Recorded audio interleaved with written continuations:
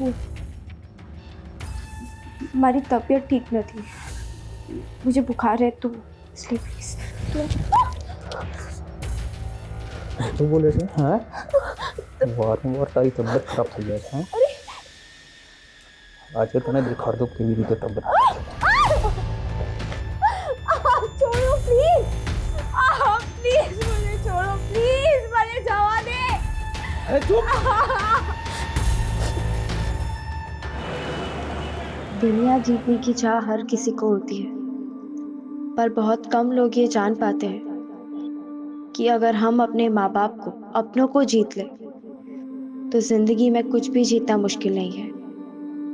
लेकिन कई बार ये कोशिश ना सिर्फ नाकाम होती है बल्कि गलत मोड़ भी ले आ सकती है.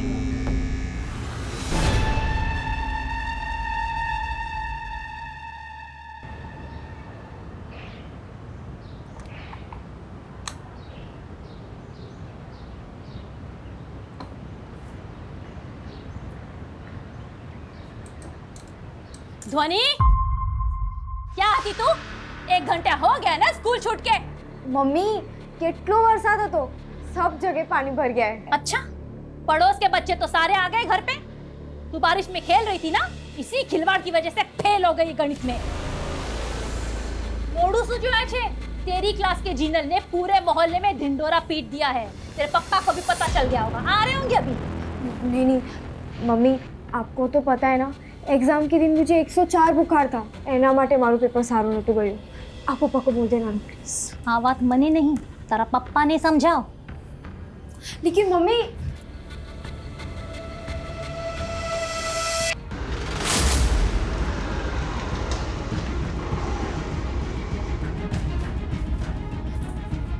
ध्वनि, तारा पप्पा आ गया.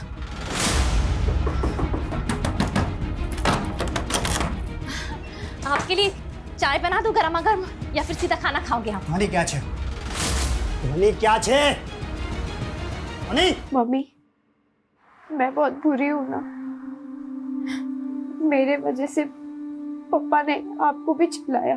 सांभड़ बेटा, तू मुझे देख रही है ना, मैं नहीं चाहती कि तू मेरे जैसी जिंदगी जिए.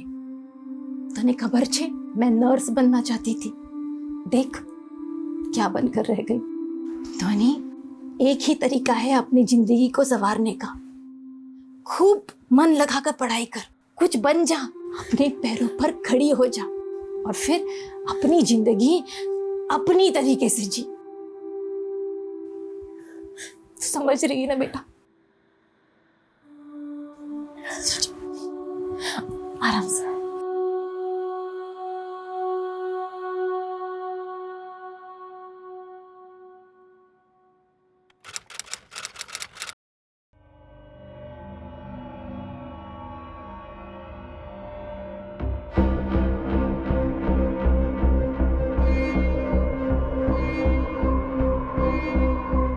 माँ कितनी बार, फंक्शन के लिए लेट हो रहा है, जल्दी करो.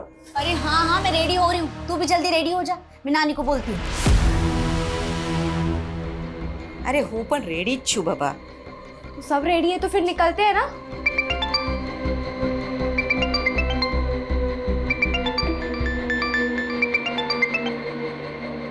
हेलो, तुम लोग फंक्शन के लिए निकले या नहीं? बस निकल रहे हैं.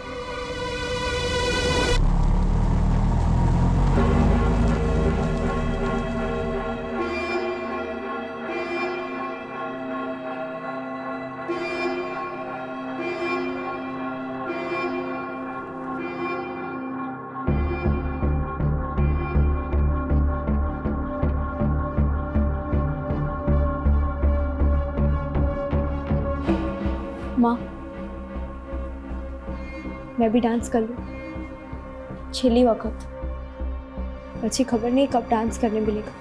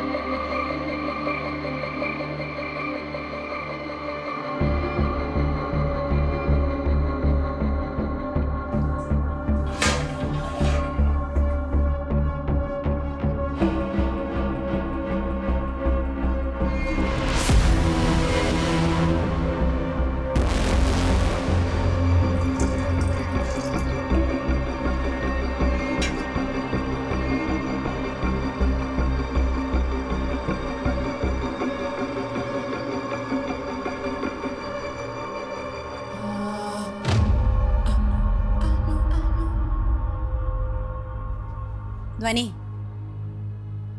ध्वनि, चल लेट થઈ ગયો.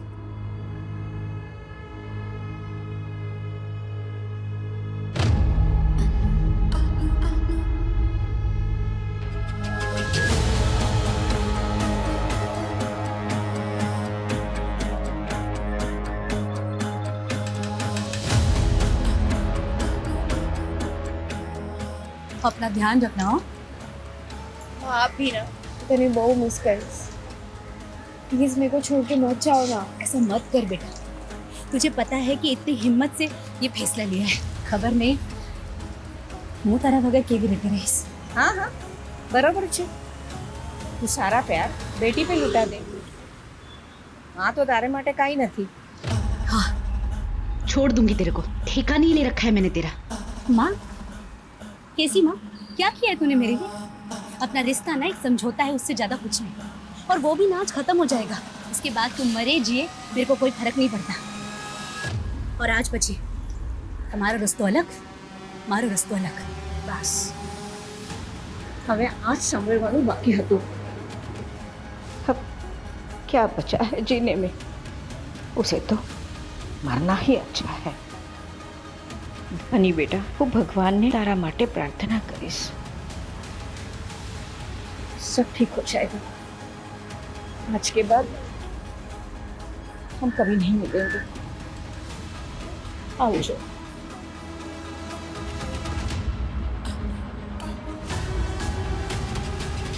मैं नानी को बहुत मिस करूंगी. जो भी हो, पर वो मेरा बहुत ध्यान रखती थी. मैं तो कल स्कूल के टिफिन में भी खीर लेके जाऊंगा. सारू छे.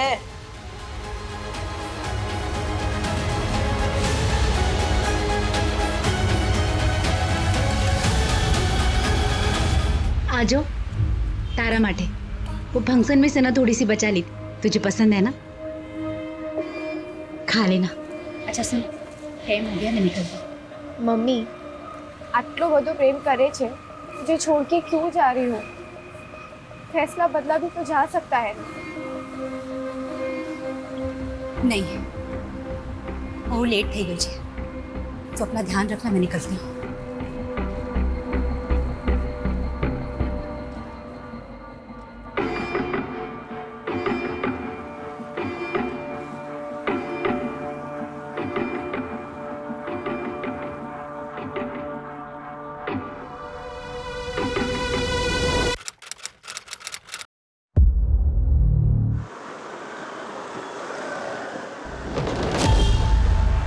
रुक रुक रुक रुक रुक रुक. पाछड़ ले, पाछड़ ले. बाईपास पर एक लड़की की बॉडी मिली है सर. काफी बुरी हालत में. लड़की के साथ हुआ. उसके बाद किसी भारी चीज से उसके सर पे वार किया गया है और शायद मरने के लिए बाईपास पर फेंक दिया गया है. सर डॉक्टर का कहना है कि लड़की की बॉडी में जहर भी है. मेटलिक पॉइजन है, खाने के साथ दिया जाता है. अगर कम मात्रा में दिया जाए तो स्लो पॉइजन की तरह काम करता है, लेकिन इस केस में मात्रा बहुत ज़्यादा है. लड़की के पास समय बहुत कम है सर. कुछ पता चला कौन है ये लड़की? सर ये लड़की का पर्स. बस यही मिला है? कार्ड कैश कुछ नहीं? नहीं सर. इतनी दरिंदगी दिखाई और मरने के लिए जहर दिया. आज तक किसी भी केस में मैंने इसे देखा नहीं है. या हो सकता है जहर देना भी प्लानिंग का हिस्सा हो. देखने से तो ये रोड रेज का केस भी लग रहा है. But what ever it is, ये कोई नॉर्मल केस तो नहीं है. सर लड़की की बॉडी पर कोई डीएनए, कोई सीमेन सैंपल नहीं मिला है. और सर बाईपास पर इतनी गाड़ियां चलती है, कैसे पता लगाएंगे कि उस लड़की के साथ इतनी हैवानियत किसने की है? एक काम करो, क्राइम सीन पे चलने की तैयारी करो. Yes sir.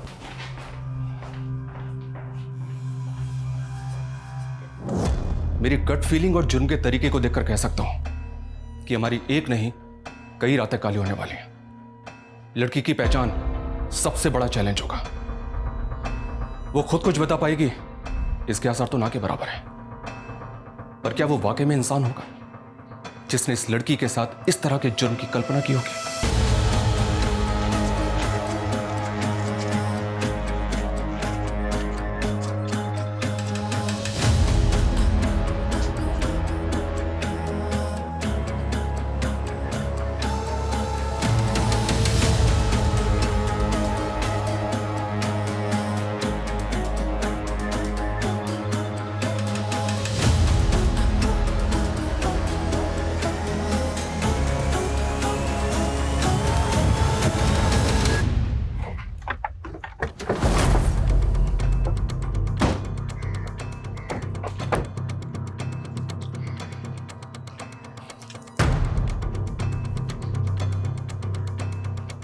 वो लड़की यहां तक पहुंची कैसे?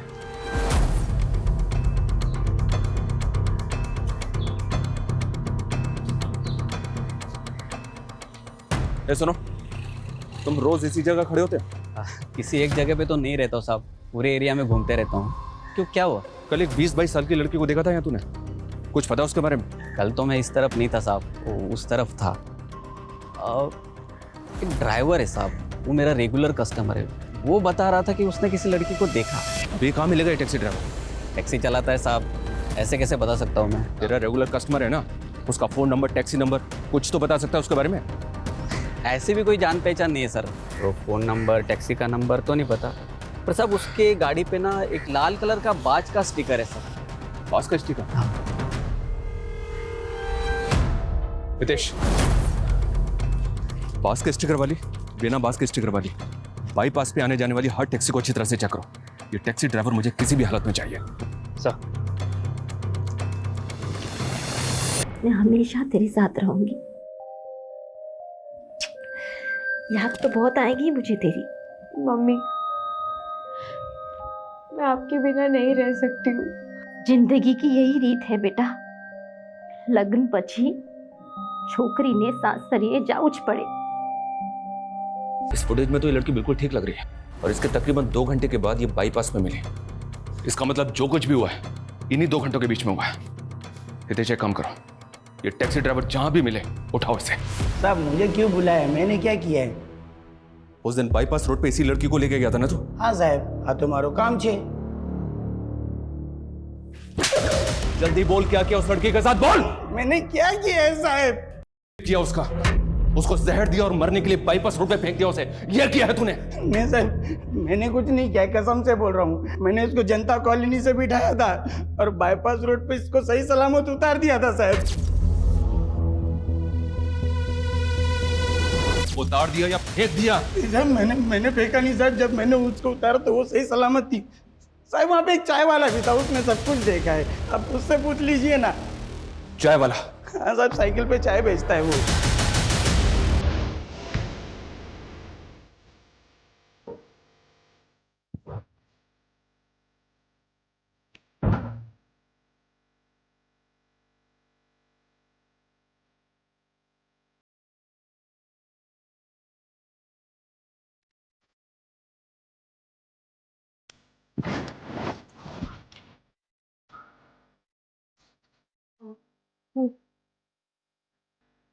हमारी तबीयत ठीक न थी, मुझे बुखार है तो इसलिए प्लीज। तो बोले थे हाँ, वार तारी तो बहुत खराब हो गया था। आज तुम्हें दिखा दो टीवी भी, तब बता।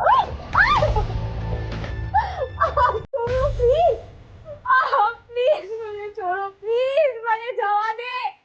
अरे चुप।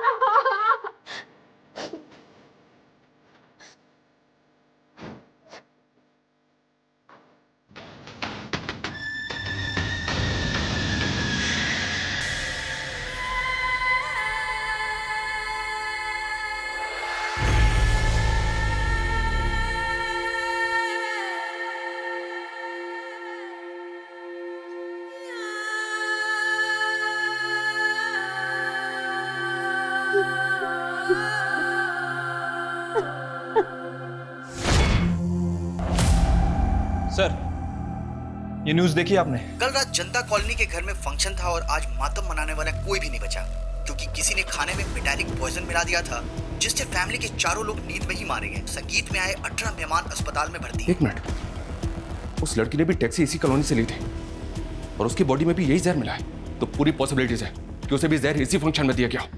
हितेश, मूव।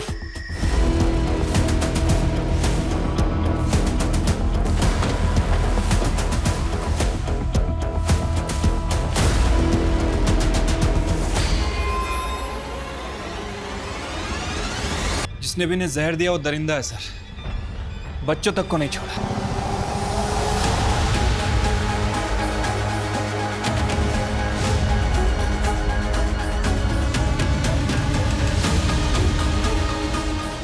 छह घंटे के अंदर अंदर ये मामला एक लड़की के केस उसे जहर देने से बढ़कर मास मर्डर तक पहुंच गया। पता नहीं अब सब कुछ यहीं रुकने वाला है या और भी बहुत कुछ है जो सामने आना बाकी है? केवर क्या है? वो तो दिल्ली गए। अच्छा अच्छा।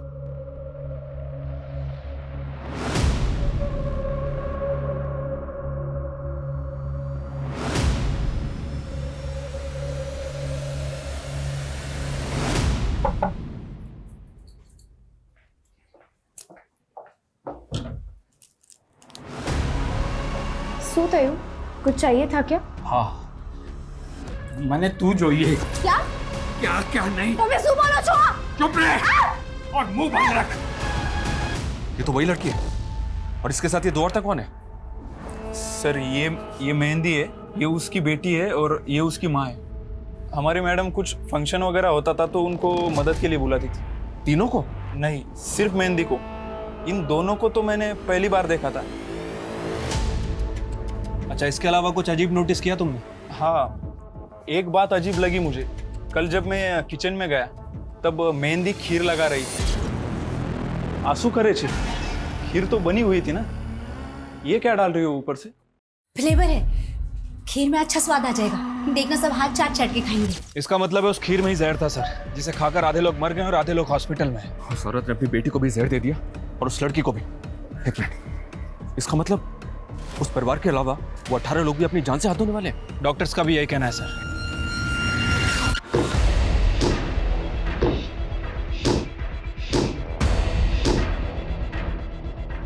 कौन है उधर? मैं हिरन। कोई है वहाँ? सुनाई नहीं दे रहा है।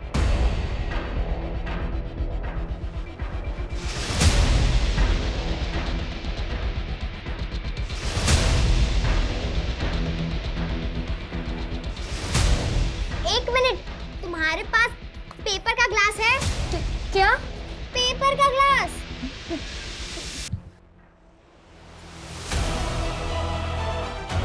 हाँ है।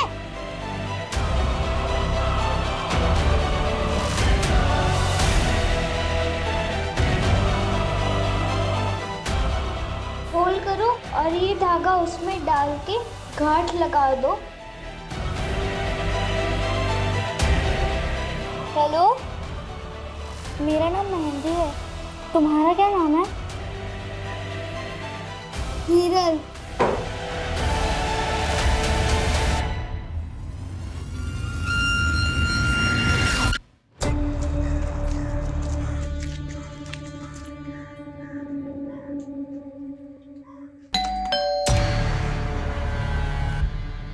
कौन था मैं? नमस्ते मैडम, हूँ मेहंदी छू। पास से पता चला कि आपको घर काम के लिए हेल्पर की जरूरत है। जरूरत तो छे, पर पूरे महीने के लिए नहीं, सिर्फ 2 दिन के लिए। चाल से मैडम, वैसे भी मेरे पास कोई काम नहीं है तो मैं कर लूंगी। ठीक है, पर बहुत सारा काम होगा। शादी का माहौल है, बहुत सारे मेहमान भी होंगे। बधु करी ले इसने? आप बिल्कुल भी फिक्र मत करो, आपको जरा भी शिकायत का मौका नहीं दूंगी मैं। ठीक है, चल अंदर। ये हमारा किचन है, हाँ? अरे आगे जाइने पछी आ हमारू बेडरूम और ये मेरे बेटे का बेडरूम, हाँ? और ये आगे जाके यहाँ पे ऊपर टेरेस और ये हमारा हॉल, ठीक है? तुम जाके ना किचन में थोड़े से बर्तन है वो पहले घिस लो, बाकी का काम मैं बाद में बताती हूँ, हाँ? जाओ।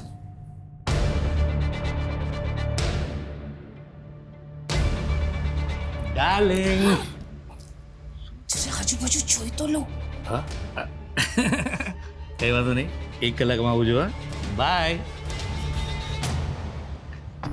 या sure I will do don't worry bye mummy. अरे तू क्या जाए छे? फोन रख पहले तू। एक काम था मम्मी छोटा सा। फोन रख। अच्छा एक minute can I call you later? Okay thank you bye. हाँ तुझे पता है ना 2 दिन में तेरी शादी है, अब तू बाहर नहीं जा सकता। कितने तामझाम है और उसके लिए एनर्जी जरूरी है। और एनर्जी रखने के लिए क्या चाहिए? क्या? खाना। और खाना तुम्हें खाना है ना? तो चलो तुझे ने बेस हूँ नाश्ता ले आओ। मैडम आप बैठो, मैं खाना लगा देती हूँ। ना, मेरे बेटे को तो मैं ही खाना खिलाती हूँ, है ना बेटा? हाँ मम्मी। जा तू बैठ, में खाना लेके आती हूँ। चलो तुम बाकी का काम देख लो, हाँ? जा बैठ। हाँ।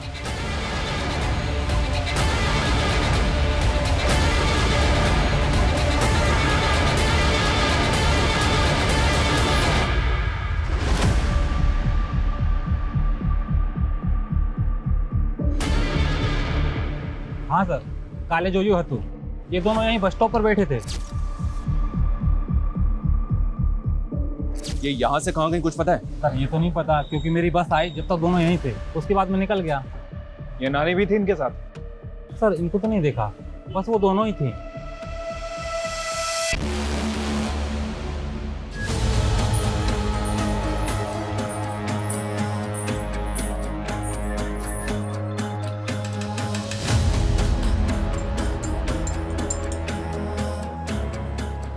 अच्छा जी, तुम्हें बड़ा पता है। आंटी, पानी की बोतल आपो ने। शू तने खबर नहीं थी कि मेरी माँ मुझ पर जान छिड़कती है। आज भी ऐसे करती है जैसे मैं एक छोटा बच्चा हूँ। शादी के बाद तुम्हें मुझे उनसे तो शेयर करना ही पड़ेगा। पता है मुझे क्या लग रहा है? मुझे लग रहा है शादी के बाद तुम दोनों में सॉलिड कंपटीशन होने वाला है। देख लेना। वो दूध किसके लिए? आपकी मम्मी के लिए, वही देने जा रही थी। अच्छा, लाओ मैंने आपको मिल जाता हूँ। मारा पर खोटो आरोप मुकी रही है। जब तू दिल्ली गया ना, तभी जबरदस्ती रात को मेरी रूम में आ गई और फिर नहीं। छी छी छी। मैंने ऐसा कुछ नहीं किया। बाप समझ ससुर के बारे में इतनी गंदी बातें करते हुए। कल उठ के अगर उसको लड़के हुए बच्चे हुए तो ऐसे ही संस्कार उस पर डालेगी। मेरी माने ना तो ऐसी लड़की को इस घर में रखने की कोई जरूरत नहीं है। इन्हें पियर मोकली दे पाची। चल निकल यहाँ से।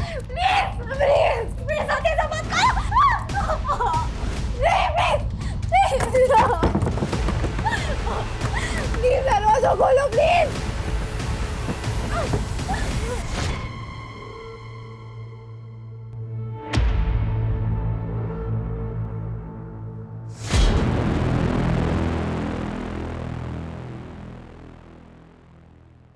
वो लड़की मर गई, उसकी डेथ हो गई और उसका नाम तक हमें पता नहीं है। इससे पहले कि ये औरत कुछ और तबाही मचाए, इस तक पहुंचना हमारे लिए बहुत जरूरी है। हेलो, हाँ बोलो। ठीक है। सर, जिस फैमिली का मर्डर हुआ था उसके पड़ोसी का फोन था। उसका कहना है कि मेहंदी उसके बगल वाले मोहल्ले में रहती है, हनुमान मंदिर के बगल वाला घर। हनुमान मंदिर? हनुमान मंदिर चलो तुरंत।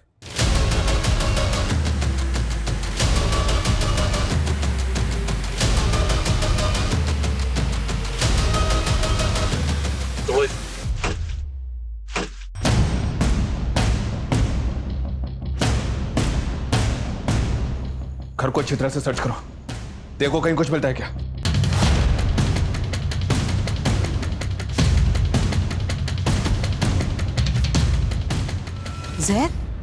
जहरा पी थी तू? पर उन लोग में तो बहुत प्यार था, एक दूसरे का बहुत ख्याल रखती थी वो। ये मेहंदी और उसकी माँ कहाँ जा सकते हैं, कुछ बता सकती हैं? उनका कोई रिश्तेदार वगैरह? रिश्तेदार तो नहीं खबर, पर हाँ उनके घर पे बहुत लोगों का आना जाना रहता था, ज्यादातर लड़की आती थी। Thank you. आ छोकरी कौन छे? हमारा दूर बेननी छोकरी छे, कुछ दिनों के लिए आई है। अच्छा सर, ये कुछ आईडीज मिले। नानी, माँ, बेटी, तीनों के डॉक्यूमेंट पे तीनों का एक ही नाम, मेहंदी चा। ये कैसे हो सकता है? ये क्या माजरा है? सर, अंदर से पर्स मिला है, इसमें कुछ डॉक्यूमेंट्स थे, एक फोटो भी है। ऐसा लग रहा है शायद छुपा के रखे गए थे। इसमें रांची का एड्रेस है और ये 20 साल पुराना डॉक्यूमेंट है। सर एक मिनट। सर, इस फोटो के पीछे जो बिल्डिंग है शायद भरूच के विजयनगर की है। तो हो सकता है ये वही हो। फौरन एक टीम भरूच भेजो। जानता हूं ये भूसे के ढेर में सुई ढूंढने के बराबर है, पर क्या करें, कोई चारा नहीं हमारे पास।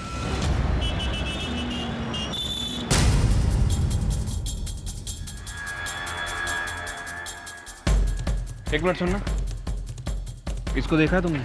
सर ये तो जमुना भाई है और ये उनका बेटा मयूर। इन तीनों में से किसी को पहचानते हो?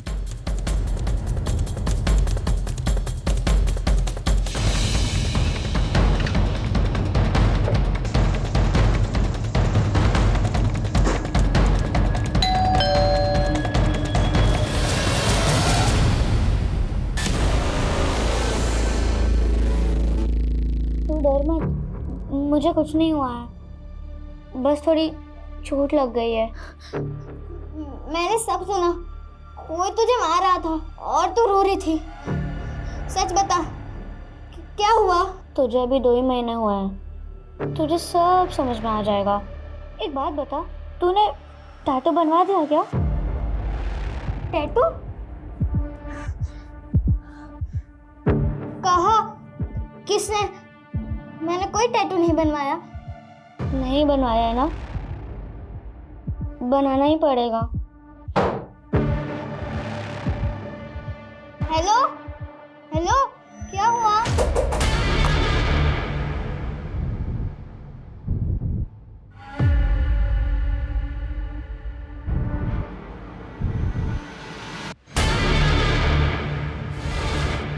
सब चुरा लिया, सारा महंगा कीमती सामान सब उड़ा लिया। बेदिवस बची मारा लगन छे। पता नहीं कहां से घूमती फिरती आई थी। मम्मी ने तो हेल्प करने के लिए रखा था उसे, शादी का काम संभालने के लिए। हमने शू खबर की वो चोर निकलेगी। जमुना दास जी, अजीब बात है, आप अपनी पहली पत्नी को नहीं पहचान पाए?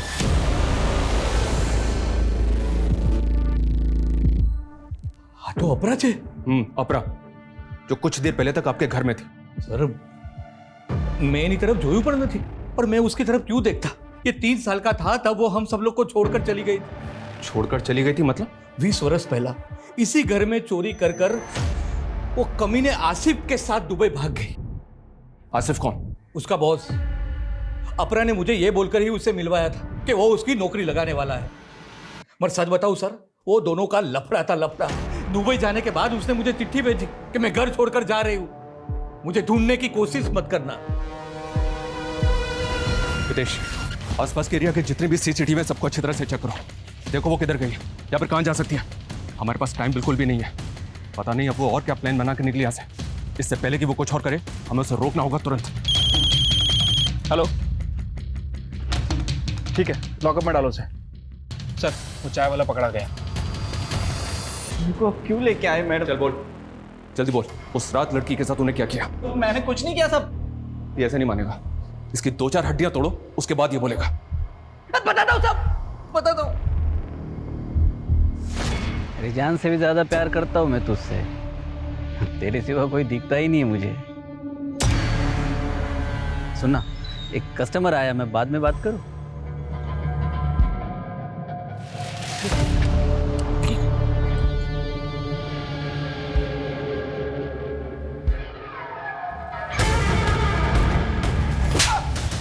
तू इंसान तो क्या जानवर कहलाने लायक भी नहीं है। एक लड़की जो बेचारी मर रही थी, उसकी मदद करने के बजाय तूने उसका किया और मरने के लिए उसे वहीं छोड़ दिया।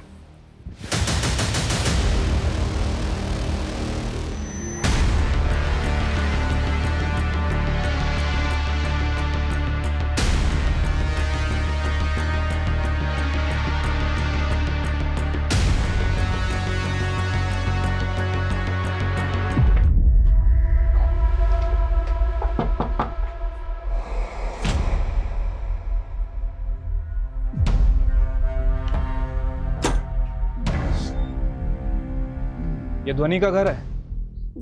अब वो यहाँ नहीं रहती। कहाँ रहती है बता सकते हैं? पता नहीं। तब तो आपको ये भी नहीं पता होगा कि कुछ देर पहले उसकी मौत हो गई है।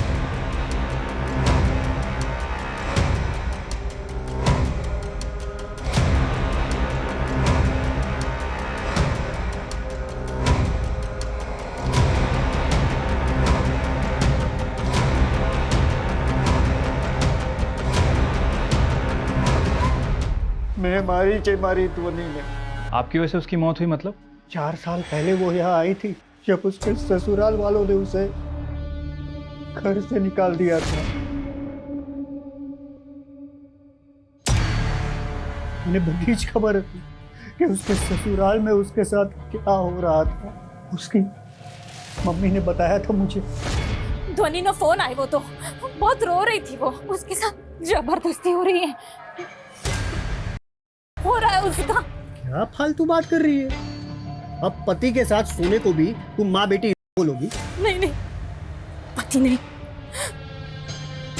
ससुर। शू बोले ये? दोबारा ऐसी फालतू बात की ना तो मुझसे बुरा कोई नहीं होगा, समझे? जा काम करने दे। मेरे ही डर से मेरी बेटी अपने ही घर में नहीं आ पाई। तो उसके बाद वो कहाँ गई आपको नहीं पता? मैंने पता भी नहीं किया, समाज के डर से। उसकी माँ भी उसको याद कर करके रो रो के चली गई। मैंने तो लागे इसकी मौत का जिम्मेदार भी मैं ही हूँ। आपको पता है कि वो इतने टाइम कहाँ थी? देखिए 4 साल पहले वो कहाँ थी वो तो हमें नहीं पता, लेकिन कुछ दिनों पहले वो भरूच में किसी अपरा की बेटी बनकर रह रही थी। भरूच? अपरा? जब उसके अपनों ने ही उसे नहीं अपनाया तो दूसरों को अपना बनाकर जीने लगी। 4 साल पहले धोनी जब गायब हुई वो 17 साल की थी सर। तो मतलब जब उसकी मौत हुई वो 21 साल की थी। Okay. Hello sir, MG bypass पर एक औरत ने एक रिक्शा वाले और एक सवारी पर चाकू से हमला किया है। सर, उन दोनों को हमने हॉस्पिटल भेज दिया है और उस औरत को पुलिस स्टेशन लेकर आ रहे हैं। सर, मुझे लगता है ये वही औरत है जिसे हम ढूंढ रहे थे।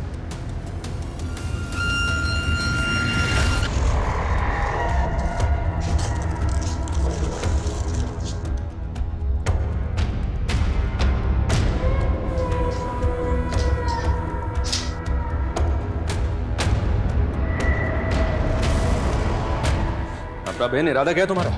और कितनी लाशें गिराओगी? अपने घर में तुम इसलिए गई थी ना, किसे मारना चाहती हो बोलो? अपने पति की दूसरी बाइडी को। वो दूध किसके लिए? आपकी मम्मी के लिए, वही देने जा रही थी। लाओ, मैंने आपको मिल ही जाता हूँ।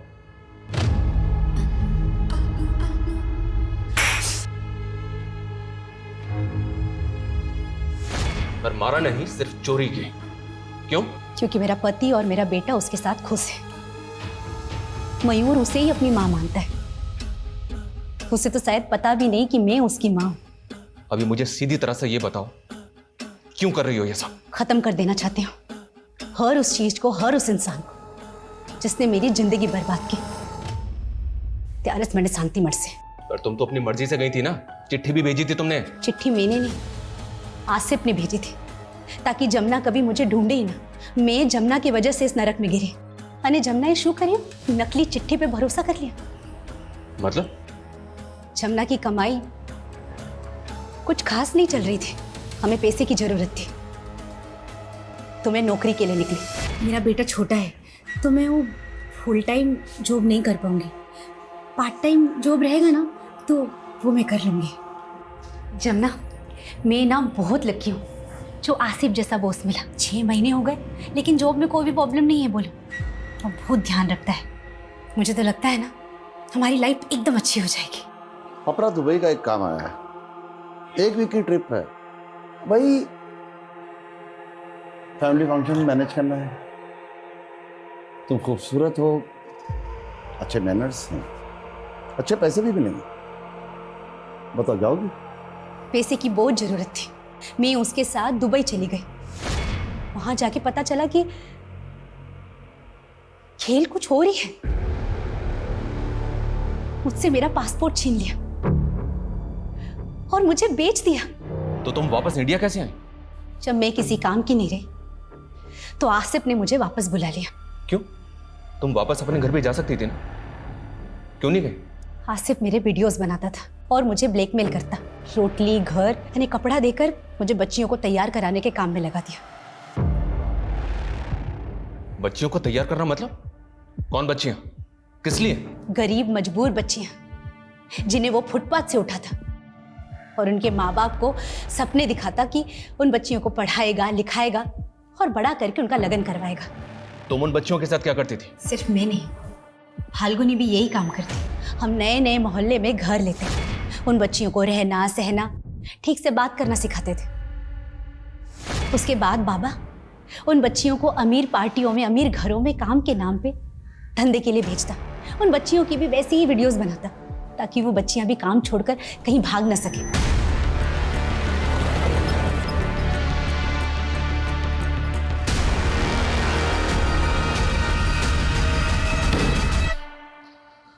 लोगों से अपनी बच्चियां दे क्यों देते हैं? ऐसा क्या करता है वो?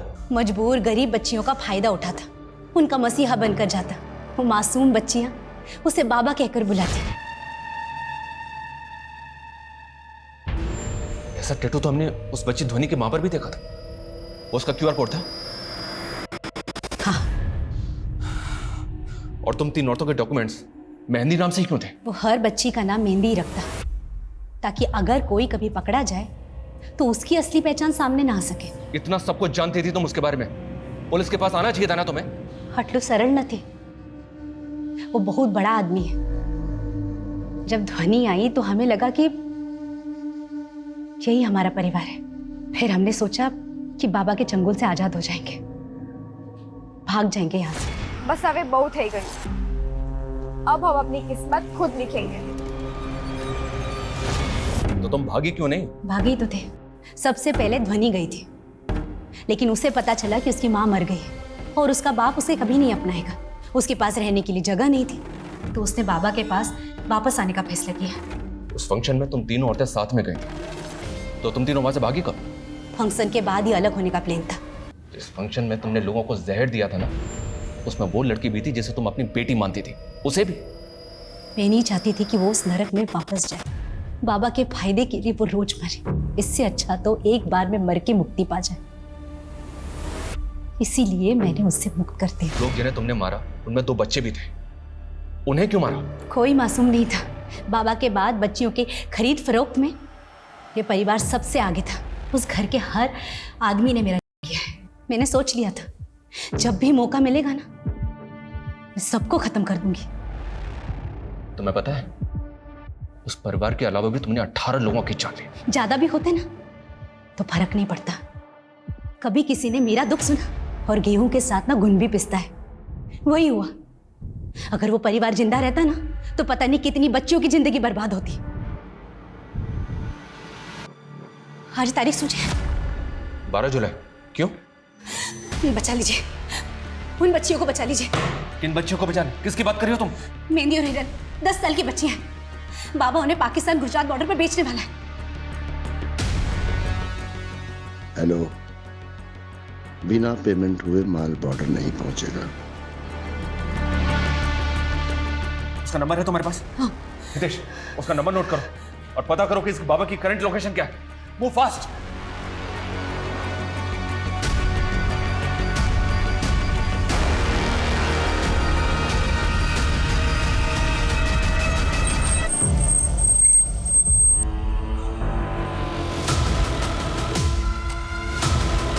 सर, ये बाबा सिर्फ आसिफ अंसारी, ये ऑनलाइन न्यूज पोर्टल चलाता है सर।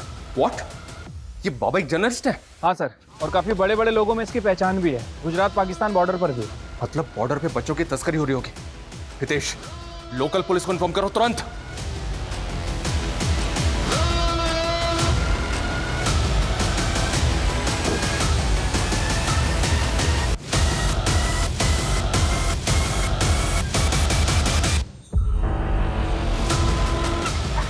इसको पकड़ो।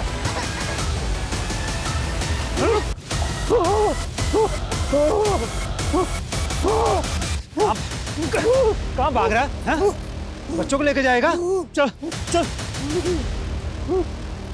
इस केस में एक के बाद एक कई लेयर्स खुलती चली गई और एक बड़ा रैकेट पकड़ा गया जो गरीब मासूम बच्चियों को, लड़कियों को इस पेशे में धकेलता था।